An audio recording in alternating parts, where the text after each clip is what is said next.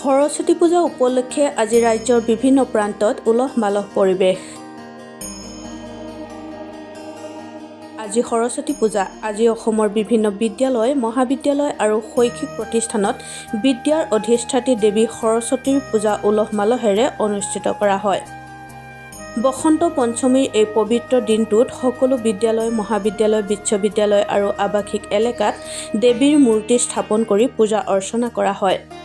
গোলাঘাট হেমপ্ৰভা ছোৱালী মহাবিদ্যালয়তো এই প্ৰস্তুতিৰে উখল মাখল পৰিৱেশ। আজি শিক্ষাৰ্থীসকলে নতুন শিক্ষাৰম্ভ আৰু কলা বিদ্যাৰ আগবাঢ়ি যোৱাৰ কামনাৰে বিদ্যাৰ অধিষ্ঠাত্ৰী দেৱীৰ আগত পূজা অৰ্চনাৰে শিক্ষাগত জীৱন আগবঢ়াই নিবলৈ সেৱা আগবঢ়ায়।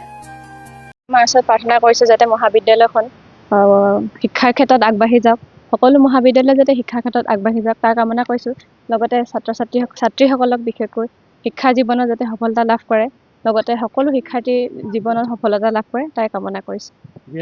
যিহেতু আমাৰ সকলোৰে প্ৰাণৰ শিল্পী জুবিন গাৰ্গ ডাঙৰীয়া আমাৰ মাজত নাই, সেয়েহে তেওঁ অবিহনে যিহেতু আমি বিহু পাতিবলগীয়া হৈছে বা সৰস্বতী পূজাও এতিয়া পাতিবলগীয়া হৈছে, হ'লেও তেখেতৰ স্মৃতিত আমি তেখেতৰ প্ৰতিচ্ছবিত এগছি বন্তি জ্বলাই তেওঁলৈ সোঁৱৰিছোঁ যাতে তেওঁ য'তে আছে ভালে থাকক আৰু তেওঁ ন্যায় প্ৰদান কৰক তাৰে কামনা কৰিছোঁ। আৰু সৰস্বতী পূজা সকলোৰে শুভ হওক তাৰে কামনা কৰিছোঁ। ধন্যবাদ।